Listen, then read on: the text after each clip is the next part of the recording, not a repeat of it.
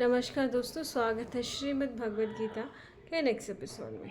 आगे देखते हैं। श्री कृष्ण अर्जुन से कह रहे हैं, हे अर्जुन, जो व्यक्ति से काम कर्मों तथा मनोधर्म के कल्मश से मुक्त होकर मेरी शुद्ध भक्ति में तत्पर रहता है, जो मेरे लिए ही कर्म करता है, जो मुझे ही जीवन लक्ष्य समझता है और जो प्रत्येक जीव से मैत्री भाव रखता है, वह निश्चय ही मुझे प्राप्त करता है। अब पिछले उसमें क्या बताया था कि भक्ति द्वारा मुझे पाया जा सकता है। तो जो भक्ति करने वाला इंसान है उसके अंदर ये सारे गुण होने चाहिए। कौन से गुण? कि वो से काम कर्मों और मनोधर्म के कलमश से मुक्त होकर मेरी शुद्ध भक्ति में तत्पर है। मतलब से काम कर्म, जिसका जैसे अरे मैंने ये काम कर दिया तो मुझे इसका इनाम दो, मैंने ये काम कर दिया तो मेरी प्रशंसा करो, ये भाव छोड़कर कि हाय मैं तो इतना काम करती हूँ या इतना काम करता हूँ तो कोई मेरा गुण क्यों नहीं गा रहा, वो नहीं करना है।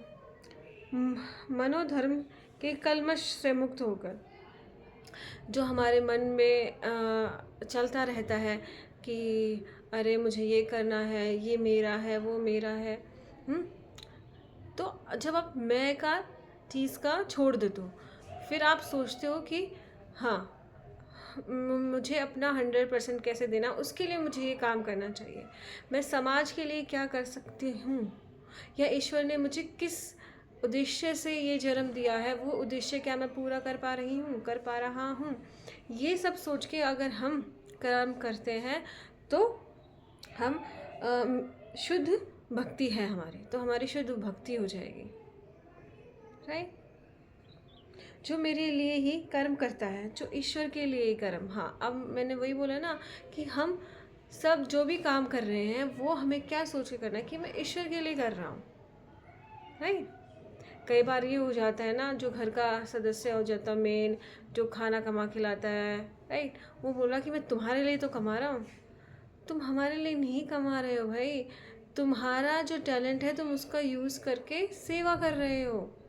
हाँ, उसका बाय प्रोडक्ट जो आ रहा है, पैसे आ रहे हैं जिससे घर चल रहा है, राइट। लेकिन ये जो शान जताना होता है ना, बोलना कि मैं तुम्हारे लिए कमा रहा हूँ, ये चीज़ें नहीं निकालनी है। मैं ईश्वर के लिए कर रहा हूँ और घर वालों में भी ईश्वर है, खुद में भी ईश्वर है। क्या वो जो कमाता है वो खुद नहीं खाता? खाता है ना। तो जो भी हम कर रहे हैं वो ईश्वर के लिए कर रहे हैं। अब इस भाव से अगर हम करेंगे तो हम में जो अहंकार आ जाता है ना कि मैं तुम्हारे लिए कर रहा हूँ और तुम मेरे साथ ऐसे व्यवहार करते हो, तो वो अहंकार चला जाता है, राइट। तो उस अहंकार से हम बच जाते हैं। फिर हम बोलते हैं कि हाँ हम ईश्वर के लिए कर रहे हैं।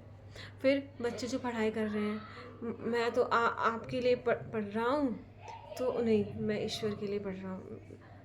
गृहिणी घर पर रहकर काम करती है, मैं परिवार को पालने के लिए काम कर रही हूँ, नहीं, मैं ईश्वर के लिए काम कर रही हूँ, क्योंकि हर सदस्य में ईश्वर है, घर के हर सदस्य में ईश्वर है, तो ईश्वर के लिए कर रहे हैं सब कार्य। तो जिसने हमें इतना सब कुछ दिया है, तो हमारे जो अंदर अहंकार का जो भाव है ना, वो चला जाता है कि ईश्वर ने मुझे 2 हाथ 2 पैर और इतनी अच्छी बुद्धि दी है, तो मैं उसका सिर्फ इस्तेमाल कर रहा हूँ।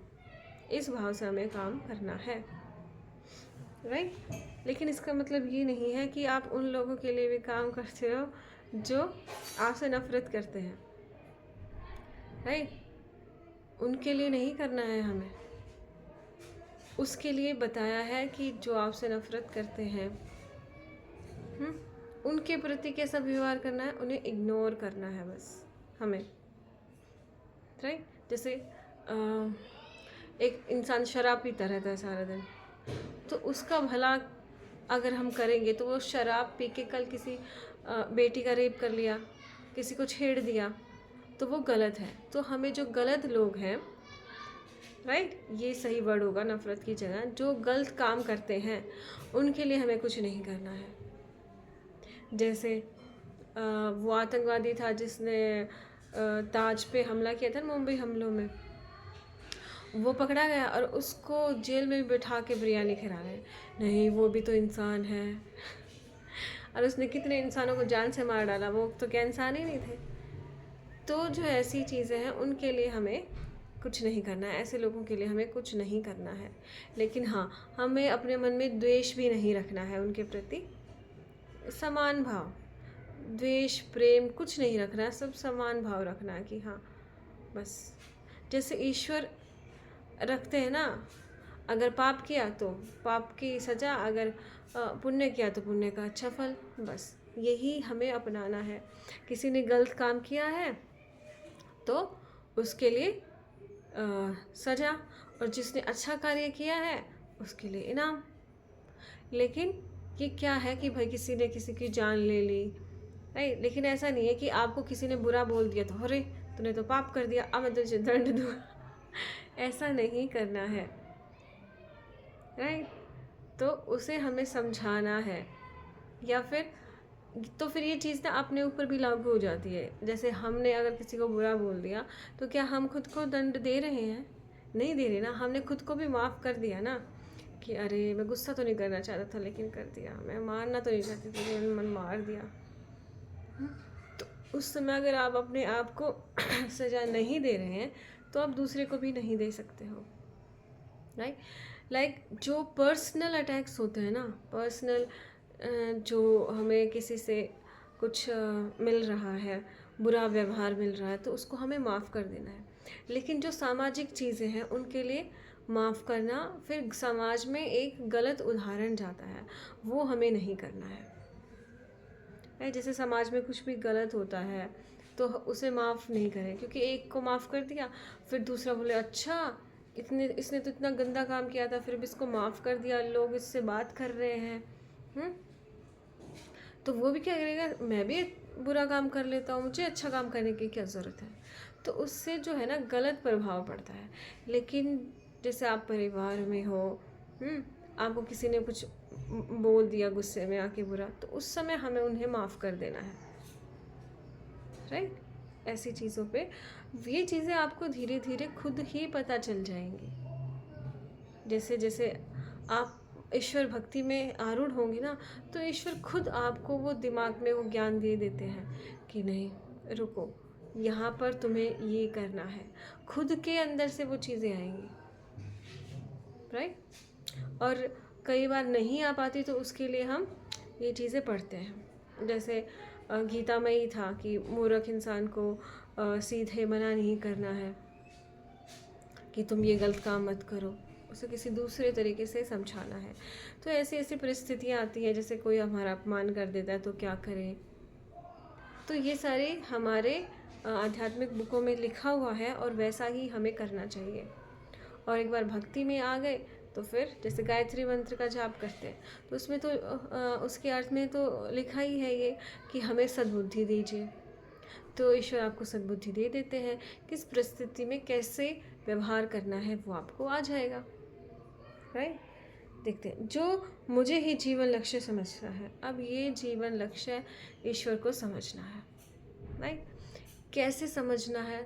अगर हम ईश्वर को पाने का ही जीवन लक्ष्य बना लेते हैं तो हम भौतिक चीज़ें जो हमें ज़रूरी है जीवन व्यापन के लिए उसको नहीं पा सकते। ऐसी हमारी गलतफहमी है। जैसे हमारी कोई चाह होती है कि भाई मेरी नौकरी लग जाए, तो वो इंसान ज़्यादा भक्ति करने लगता है कि सारे दिन राम राम रटता रहता है, राइट। तो उस जपने के पीछे हमारा क्या भाव होता है कि हमें नौकरी मिल जाए। लेकिन हमें ये समझना चाहिए कि अगर हम बिना इस भाव के भी अगर सारे दिन राम राम रटते रहे, अपना कार्य करते हुए राम राम रटते रहे, ओम का जाप करते रहे, गायत्री मंत्र का जाप करते रहे, तो वैसे ही ईश्वर हमें दे देंगे वो चीज़। क्योंकि जो भी हम कर्म करेंगे उसका फल तो मिलना निश्चित है, चाहे वो अच्छा हो या बुरा हो। तो हमें जीवन का लक्ष्य क्या बनाना है? हमें ईश्वर भक्ति करनी है, और ईश्वर भक्ति का रिजल्ट आपको भौतिक सुख मिलना भी है।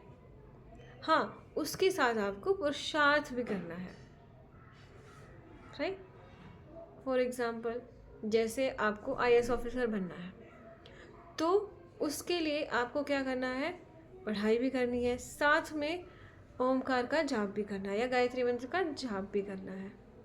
तो क्या होगा, आप और ये भाव नहीं रखना कि भगवान मुझे आईएएस ऑफिसर बना दो, नहीं। आप मेहनत करो और जाप करते रहो, तो उसका जो बाय प्रोडक्ट है, भक्ति का बाय प्रोडक्ट है, वो ये आएगा कि आप आईएएस ऑफिसर बन जाओगे, राइट। अगर आपके अंदर वैसा टैलेंट भी होता, जैसे उसके लिए क्या चाहिए, इतनी अच्छी मेमोरी पावर चाहिए आईएएस ऑफिसर बनने के लिए, क्योंकि उसमें सिलेबस बहुत ज़्यादा होता है। तो उसके लिए आपकी अच्छी मेमोरी होनी चाहिए, आप में अच्छा कॉन्फिडेंस होना चाहिए, कम्युनिकेशन स्किल आपकी अच्छी होनी चाहिए, आपको लोगों को हैंडल करना आना चाहिए, क्योंकि जब आप उस पोस्ट पे चले जाओगे तो वही चीज़ें आपके काम में आएंगी। तो अगर आपको लगता है कि आपकी मेमोरी पावर अच्छी है, आपके अंदर कॉन्फिडेंस है, कम्युनिकेशन स्किल अच्छा है, और आप ज़्यादा मेहनत कर सकते हैं, आप पढ़ाई में आपका इंटरेस्ट है, तो ऑब्वियसली आप बन जाओगे।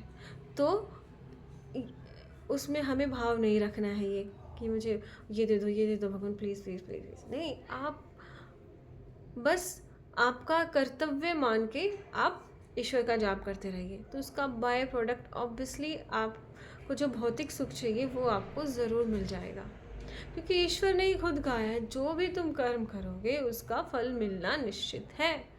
तो अगर आप मेहनत करोगे तो उसका फल मिलना निश्चित है।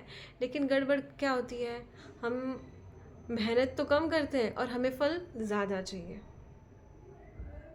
राइट। कि भाई हमने तो 100 नंबर लाने के लिए मेहनत की थी और जाप भी किया था, लेकिन हमारे 100 नंबर नहीं आए। तो फल कितना मिलेगा वो हमारे बस में नहीं है, वो ईश्वर ही डिसाइड करेंगे। और वो कहीं ना कहीं हमें भी पता होता है, कि हमारी अंतरात्मा में भी पता होता है कि हमने इतनी मेहनत की थी और हमें इतना फल मिला, राइट।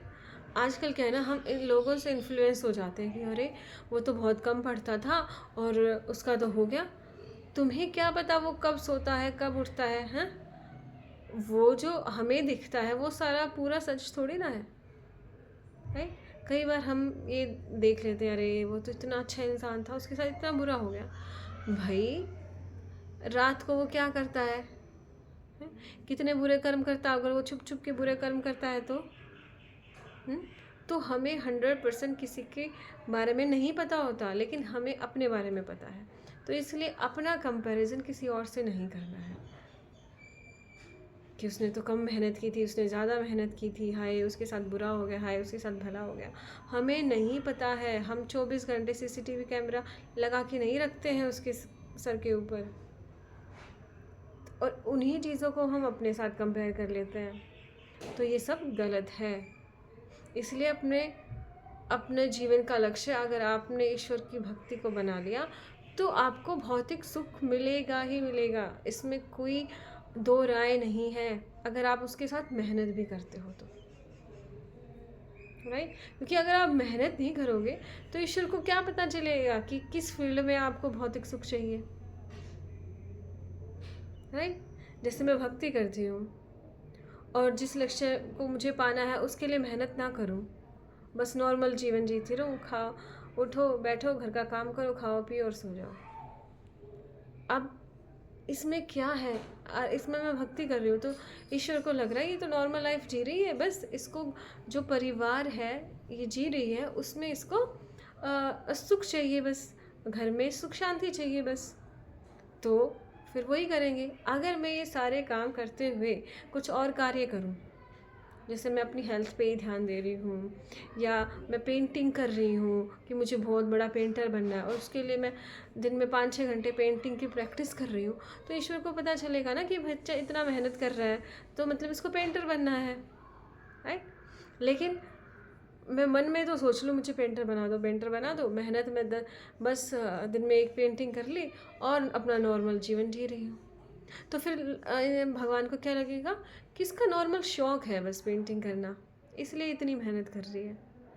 तो कहने का मतलब ये है कि आपको जाप के साथ भक्ति के साथ आपकी जो परिश्रम है उसको भी करना पड़ेगा, मेहनत भी करनी पड़ेगी। तो फिर कई लोग बोलते हैं कि अरे मेहनत ही करनी है तो भगवान का जाप क्यों करें, हम मेहनत से मिल जाएगा हमें। मेहनत सब करना चाहते हैं लेकिन कर नहीं पाते हैं, दो फ़र्क है। कुछ हम सब चाहते हैं कि हम सफल हो जाएं, उसके लिए मेहनत सब करना चाहते हैं, लेकिन क्यों नहीं कर पाते? क्योंकि ईश्वर भक्ति का सहारा नहीं होता है उन लोगों के पास। अगर आपके पास ईश्वर भक्ति का सहारा है तो आप लगातार मेहनत कर पाओगे और सफल हो जाओगे। तो ईश्वर भक्ति इसलिए ज़रूरी है। जैसे अच्छा गुरु मिल जाए, कोई पढ़ने वाला हो और उसको अच्छा गुरु मिल जाए तो वो कितना सफल हो जाता है। उसी तरह से अगर हम मेहनत कर रहे हैं और ईश्वर को अपना गुरु बना ले, उसको अपना लक्ष्य बना ले, तो कामयाबी हमें बहुत जल्दी मिल जाएगी। राइट। जो प्रत्येक जीव से मैत्री भाव रखता है वह निश्चय ही मुझे प्राप्त करता है। मैत्री भाव, अगर हम सब में ईश्वर को देखेंगे तो ऑब्वियसली हमारा सबसे मैत्री भाव रहेगा ही। और एक चीज़ क्या है कि हम किसी के प्रति द्वेष की भावना रखेंगे तो हमारे जो बीच का जो रिलेशन है उसमें द्वेष ही उत्पन्न होता जाएगा। उस इंसान को हमारी जो वो द्वेष वाली भावनाएं वो मिलती रहेंगी। अगर हम उसके बारे में पॉजिटिव सोचेंगे कि नहीं नहीं सब ठीक है सब ठीक है, तो वो पॉजिटिव ही चीज़ें होती जाएंगी। जैसे आपका किसी के साथ रिलेशन है, आप ये बोलते रहेंगे कि अरे हमारा तो रिलेशन बहुत ही ख़राब है, वो मेरी बात ही नहीं मानता या वो मेरी बात ही नहीं मानती, वो मुझे दुख देता रहता है। अगर आप ऐसी शिकायतें करते रहोगे तो मतलब आप जो वो नेगेटिव एनर्जी है तो आप उसके प्रति नेगेटिव एनर्जी भेज रहे हो और फिर वही चीज़ें आ जाती हैं जीवन में, क्योंकि आप ये दिखा रहे हो कि भाई रिलेशनशिप बुरा है और उस बुराई को ही आप आगे कंटिन्यू करना चाहते हो, इसीलिए उसको बार बार उसकी चर्चा कर रहे हो। तो अगर किसी के प्रति आप ये चाहते हो कि उस बंदे के मन में मेरे लिए प्रेम जागृत हो जाए या उस बंदे के हृदय में मेरे लिए पॉजिटिव चीज़ें आ जाए, उस बंदे के अंदर मेरे प्रति जो द्वेष है वो सब निकल जाए, तो आपको पहले अपने अंदर से वो चीज़ें निकालनी पड़ेंगी कि भाई मेरे अंदर से वो चीज़ें निकल जाए। अगर कोई बात नहीं, अगर आप उस इंसान से प्रेम नहीं कर सकते हैं तो स्टार्टिंग से ये कीजिए कि मेरे मन में उस इंसान के लिए कोई भावना नहीं है। ठीक है, अपने मन को साफ कर दीजिए आप। ठीक है, तो उसका मन भी अपने आप साफ होने लग जाएगा। जब आपका मन साफ होने लग जाएगा तो उसका मन भी अपने आप ही साफ होने लग जाएगा। ये ईश्वर ने हमें बताया है, ऐसा हमें ज्ञान दिया है। तो आप इस चीज़ को अप्लाई कर सकते हैं अपने जीवन में। राइट। और फिर धीरे धीरे अगर वो इंसान आपके लिए अच्छा होगा तो ईश्वर आपके जीवन में उस इंसान के लिए प्रेम उत्पन्न कर देंगे और आपका रिलेशन अच्छा हो जाएगा। तो सबसे पहले हमें पहल करनी है, हमें आगे कदम बढ़ाना है, तभी ईश्वर को पता चलेगा कि हम किस डायरेक्शन में जाना चाहते हैं। अगर हम ये खुद ही कदम नहीं बढ़ाएंगे तो ईश्वर को कैसे पता चलेगा कि ये किस दिशा में जाना चाहता है। राइट। तो इसलिए सबसे मैत्री भाव रखना है हमें।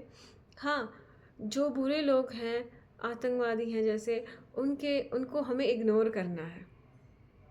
ठीक है, नफ़रत नहीं करनी है, सिर्फ इग्नोर करना है, उनकी बड़ाई नहीं करनी है।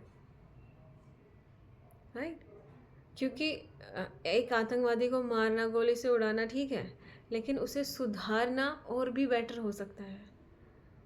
राइट। लेकिन अगर आपके अंदर उतनी हिम्मत नहीं है कि आप उसको सुधार सकते हो तो गोली मारना ही ठीक है।